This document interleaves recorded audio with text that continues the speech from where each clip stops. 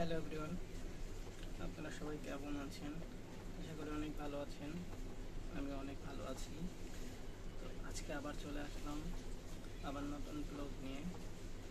আমার নতুন ব্লগ রূপা হিমু উপন্যাসের রূপার যে গল্পটি ছিল কালকে, তো একটি লোক রূপাদের বাড়িতে এসেছিল এবং রূপা মানে তাদের অপরিচিত সেই লোকটাকে রূপা চলে যেতে বলছিল, কিন্তু লোকটা যেতে চাচ্ছিল না, মানে জানাই পানাই শুরু করছিল। তো পরে কি সেই লোকটা গিয়েছিল নাকি, তো এইটাই চলেন আমরা আজকে পার্টে দেখব। তো চলেন আমরা তাহলে পার্ট 15 শুরু করা যাক। তো চলেন শুরু করে দিই। তখন হচ্ছে রূপার বাবার সাথে কথা বলতেছিল। তো তখন থেকে তখন রূপা বলছিল, তোমার কিছু বলার দরকার নেই। রূপা বসে আছে চৌবাচ্চার দক্ষিণ দিকে। আকাশে মেঘ জমেছে, মাঝে মাঝে বিদ্যুৎ চমকাচ্ছে।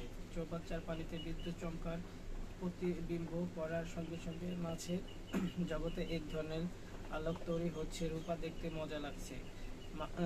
মাছরা ভয় পাচ্ছে, সবচেয়ে বেশি ভয় পাচ্ছে তেলাপিয়াগুলো। বিদ্যুৎ চমকের সঙ্গে সঙ্গে এরা লাফিয়ে পানির উপরে শূন্য উঠে যাচ্ছে। একটা মাছ তো রূপার কোলে এসে পড়তে পড়েনি। রূপাদের দোতলার বাড়িটা বাগানের ভেতর দিকে।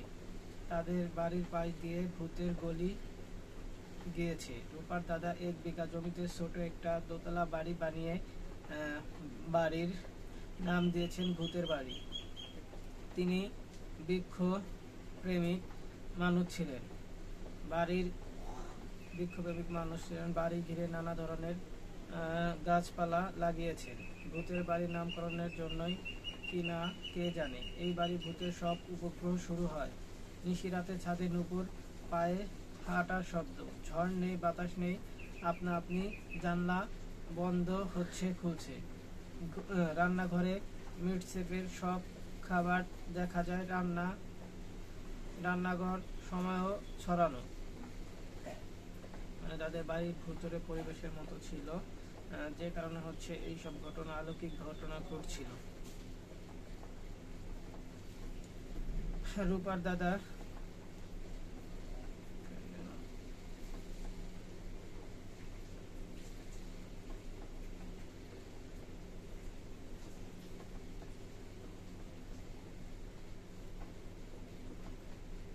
দাদা হাজী শফিউদ্দিন নিজেও একদিন ভূতের হাতে পড়লেন।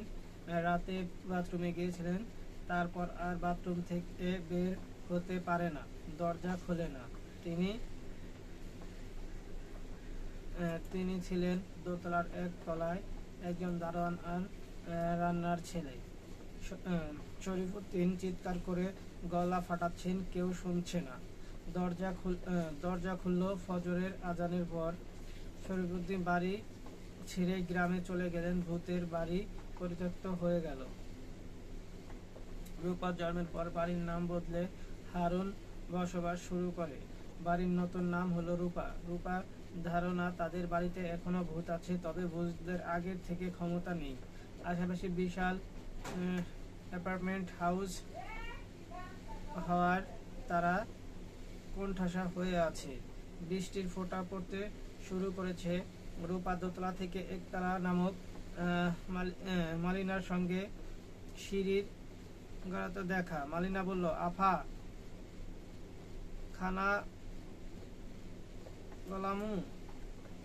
উনি বিদায় হয়েছেন? যে না, একবার আমারে বললেন ঠান্ডা 1 গ্লাস পানি দাও, পানি দিলাম, পানি খায়া আবার ঘুম। আমারে বলেন তোমারও নাম মলিনা, অর্থাৎ মলিন, একটা সুন্দর না। এখন থেকে আমি তোমাকে ডাকবো মলি। আমি বললাম, ভাইজান, আপনার যা মন চায় ডাকবেন, আমার সমস্যা নাই। আমারে মহারানী ডাকলেও যা, মলিনী ডাকলেও তাই। রূপা বলল, তুই কি তাকে বলছিস যে উনি ভুল ঠিকানায় এসেছেন? বলার সুযোগ কই পাইলাম আফা, উনি আছেন ঘুমের মধ্যে। আমারে বলছেন প্লেনে উঠলে কি জানি হয়, তখন খালি ঘুম ধরে। 2-3 দিন সামনে ঘুমাইতে হয়। আজব ব্যাপার না আফা? আল্লাহ বাঁচাইছে যেন আমি কোনোদিন প্লেনে উঠি নাই। হারুন আবার টেলিফোন করেছেন। তার উদ্বিগ্ন গলা শোনা গেল। বেটা বিয়ে হয়েছে না কেন? কি করেছে? ঘুমাচ্ছে। রূপা, তুই ঠিক করে বল তো সমস্যা কি? আমি তেমন কোনো সমস্যা দেখছি না। জেদ লেগেছে, ধাক্কায় পড়ে ঘুম দিচ্ছে। তার ঘুম ভাঙানো যাচ্ছে না। আমি টেলিফোন ধরে আছি, যা থাপ্পড় দিয়ে ঘুম ভাঙা। কষে থাপ্পড় দিবি যেন আমি টেলিফোনের থাপ্পড়ের শব্দ শুনতে পাই। রূপার বাবা বলছিল যে যখন ঘুম ভাঙছে না তুমি গিয়ে একটা থাপ্পড় মারো। থাপ্পড় মারার সঙ্গে সাথে তার ঘুম ভেঙে যায়। বাবা, অস্থির হয়েও না। অচেনা একজন টেস্ট পাস করছে, আমি অস্থির হব না? না, কারণ এত দূর থেকে অস্থির হয়ে তুমি কিছুই করতে পারবে না। যে টেস্ট পাস করছো সে কোনো সন্ত্রাসী না। বুঝলি কি করে? চোখের দিকে তাকিয়ে বুঝেছি। চোখের ডাক্তার হয়ে গেছিস ফাজিল মেয়ে। 5 মিনিট সময় দিলাম, এর মধ্যে যন্ত্রণা বিদায় করবি। 5 মিনিট পর আবার টেলিফোন করব। বাবা, তোমার ওই আধ্যাত্মিক ক্ষমতার মেয়ে বিষয়ে কোনো কথা জানতে চাচ্ছি। তোমার রাগ একটু কমিয়ে প্রশ্নের জবাব দিও। কি জানতে চাই বল। মনে কর তুমি মলিনার কাছে গেলে, তোমার হাতে হাত ঘড়ি, যেখানে বাজে 12টা। পকেটে আছে পকেটের ঘড়ি, তার টাইম সেট করা হয়েছে 8টা। তোমার সঙ্গে মোবাইলে টেলিফোনের ঘড়িতে 9টা। এখন মলিনা কোন সময়টা বলবে? এই পরীক্ষা তো করিনি। ইন্টারেস্টিং পরীক্ষা। বাবা, তুমি ইন্টারেস্টিং ঘড়ির পরীক্ষা নিয়ে চিন্তা ভাবনা করতে থাকো। এখানে কি হচ্ছে তা নিয়ে মাথা ঘামিও না। আমি যথেষ্ট বুদ্ধিমতী মেয়ে। মেয়েদের বুদ্ধি কাজে লাগে না। বুদ্ধি কাজে লাগাতে পারলেই কাজে লাগে। বেশিরভাগ মানুষ কাজে লাগাতে পারে না। বাবা, টেলিফোন রাখি। ওই লোকের ঘুম মনে হয় ভেঙেছে। রাশেদ গেস্ট রুম থেকে বসার ঘরে এসেছে। রূপাকে দেখে বলল, আপনি বললে হয়তো বিশ্বাস করবেন না, আমার জীবনটা ভুলে ভর্তি। ছোটখাটো ভুল না, বড় বড় ভুল। আপনি যখন বললেন আপনার নাম রূপা, তখন আমার বোঝা উচিত ছিল যে ঠিকানায় আমার যাওয়ার কথা সেই বাড়ির মেয়েটির নাম রুনা। রুনার সঙ্গে আমার কথা হয়েছিল একবার না অনেকবার। যাই হোক, আমি 3 মিনিটের মধ্যে বিদায় হচ্ছি। রূপা বলল, এখন রাত 10টা 40। বাইরে ঝড় বৃষ্টি হচ্ছে। এই অবস্থায় বের হবেন এবং ভুলেও আবার অন্য বাড়িতে উঠবেন। সেই বাড়ির মেয়ের নাম হয়তো রোমা। তাকে ব্রাজিলের চকলেট দেবেন, ভয়েস রেকর্ডার দেবেন। এটা ঠিক হবে।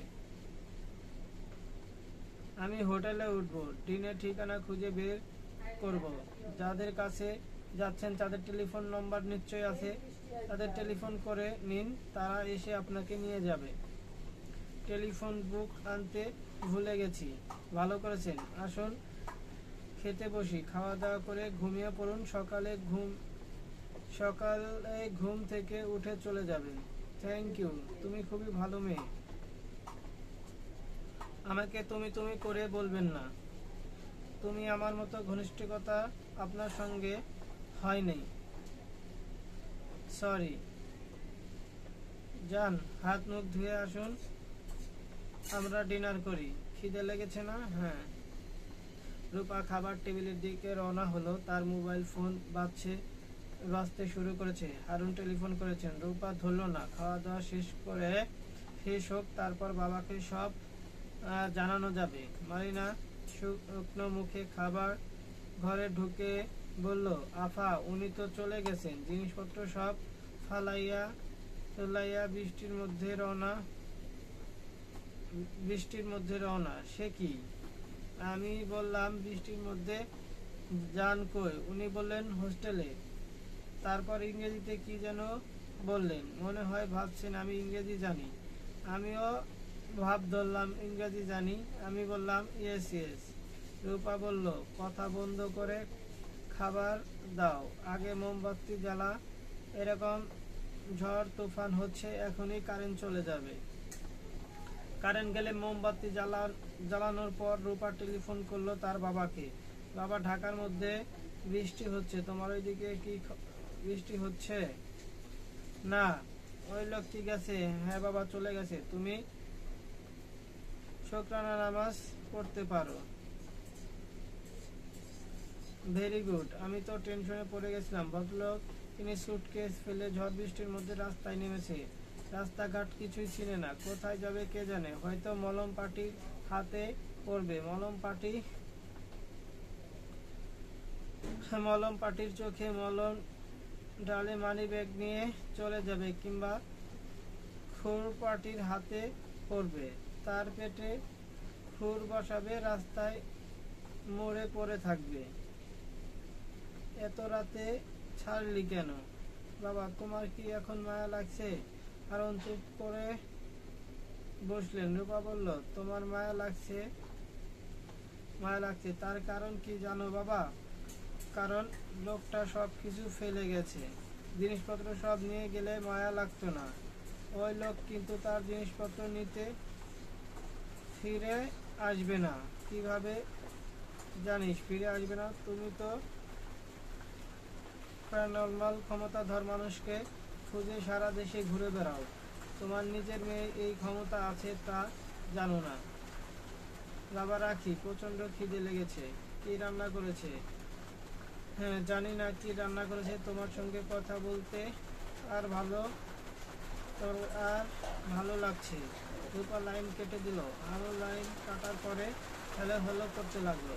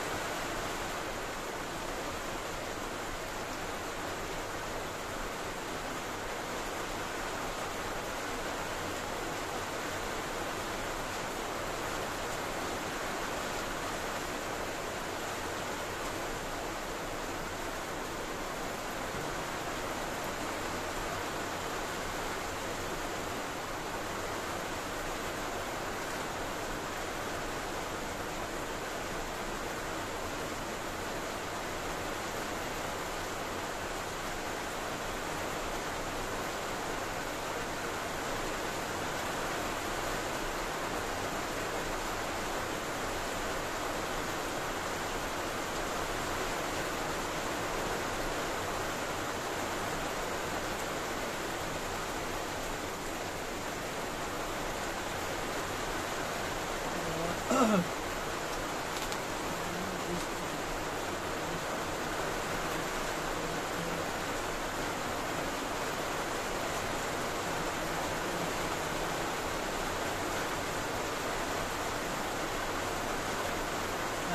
মধ্যে রাস্তার মধ্যে রাখলে পুরোপুরি ভুলে যাবে। বৃষ্টির মধ্যে পরতে থাকে ঠান্ডা দমকা বাতাস। বাতাসের পেছনে ফিরে আসছে, তাকে ঘিরে নিয়ে যাচ্ছে। বাসাকে একবার মনে হলো যে ফিরে যাবে। হট খাওয়ার নিয়ে ওই যে কমল গায়ে শুয়ে থাকি। দোকানের বাড়ি থেকে বের করার সমস্যা নেই। গাছপালা ভর্তি বাড়ি, বাড়ির নাম দোকান। ফিরে গেলেই হয় দোকান তখন সত্তর মতো করে পিছনে হবে। যেমন হঠাৎ সিগারেট খাওয়ার ইচ্ছা করলো, গ্রামের পরিষ্কার সিগারেট খাই, ওই গ্রামের সিগারেট মধ্যে ভাবে কিছুক্ষণ দাঁড়িয়ে দেবে। মাথা ভিতর নদীর অংশ বলছে ফিরে যাও, আবেগ বলছে না। ওটার হঠাৎ রাত উঠে যাওয়াতে সমস্যা হয়েছে। এমন মিষ্টি চেহারার একটা মেয়ে, কি কোমল গলায় শুনে সে কি বলে আমাকে তুমি তুমি করে বলবে না। তুমি বলা কত ঘনিষ্ঠতা আপনার সঙ্গে আমার হয়নি। সে কি ভেবেছে ঘনিষ্ঠতা করার জন্য তুমি বলেছি? মেয়েটা অনেকগুলি কারণে তুমি যে বলতে পারো, কারণ ভাবতে ভাবতে থাকা যায়। কোনো কিছু মেয়ের ব্রেনকে ব্যস্ত রাখতে ধরনের চিকিৎসা হবে।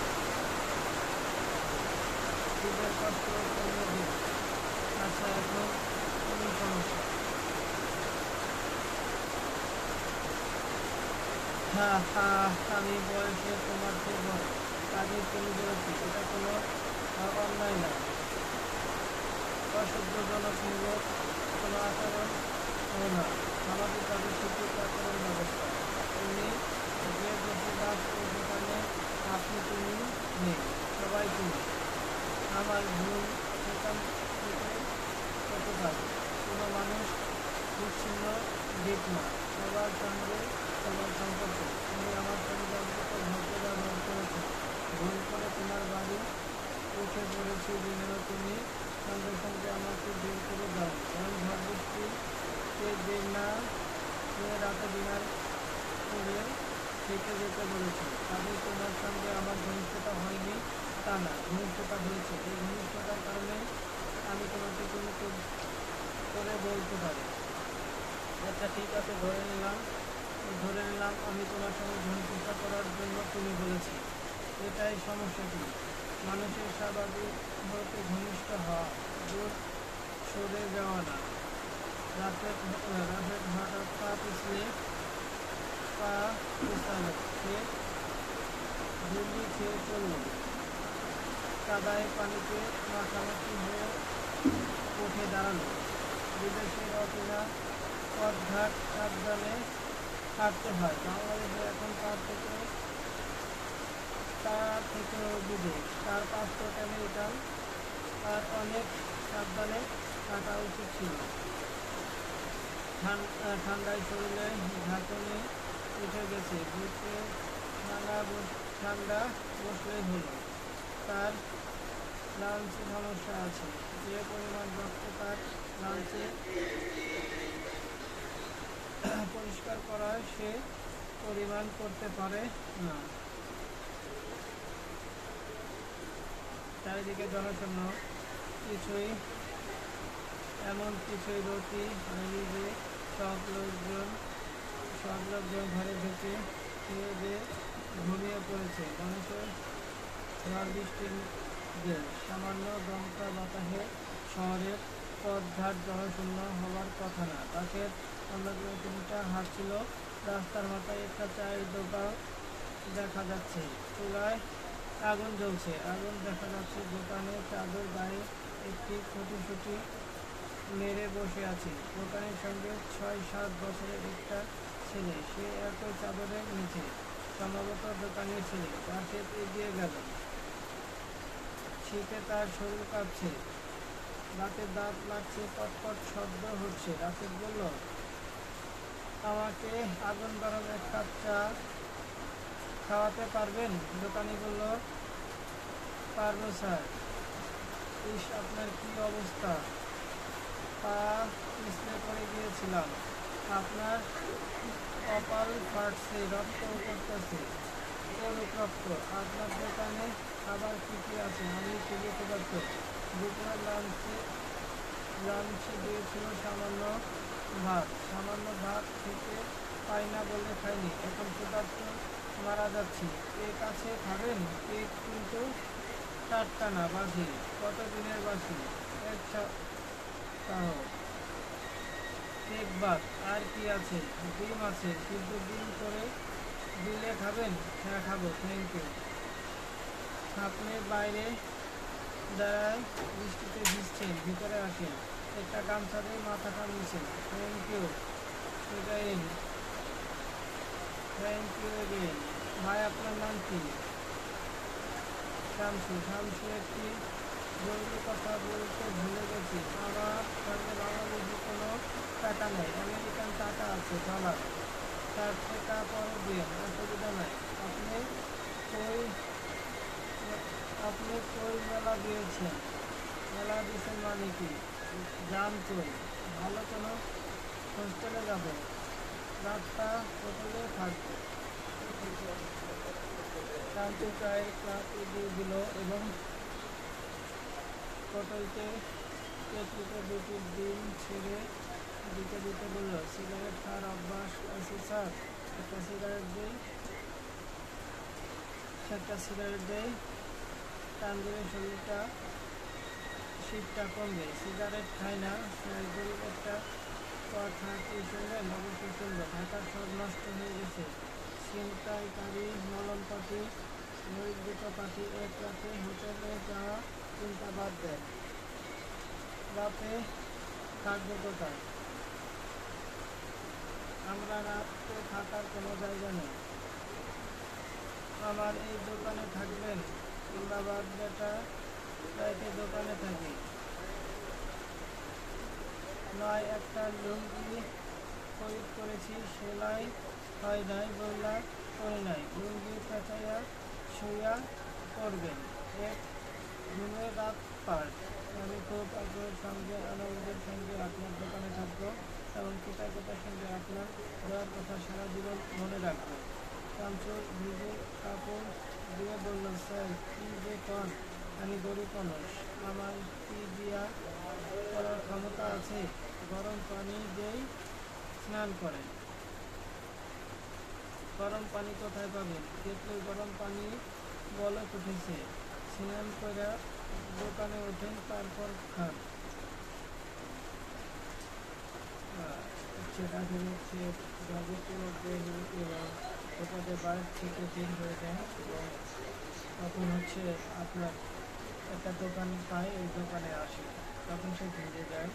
তখন দোকানদার তাকে বলে যে আবার এইখানেই থাকতে। এই ঘটনা। রাশেদের এই হট বাতের শখ ছিল। সে আয়েশ করে হট বাত নিল। বালতিতে গরম পানি, মাথায় পড়ছে ঠান্ডা পানি, একই সঙ্গে হিমশীতল পানি এবং গরমের পানি দ্বারা স্নান। খেতে বসে চমক, খিচুড়ির সঙ্গে ডিমের ভর্তা। রাশেদ আনন্দিত গলায় বলল, খিচুড়ি কোথায় পেয়েছেন? শামসুর বলল, বাপ বেটা না খাওয়া থাকবো? খিচুড়ি সন্ধ্যায় পক্ষে আমরা খাইছি। সকালের নাস্তার জন্য কিছু ছিল, সেটা আপনাকে দিলাম। খাইতে কি সব ভেবে স্যার?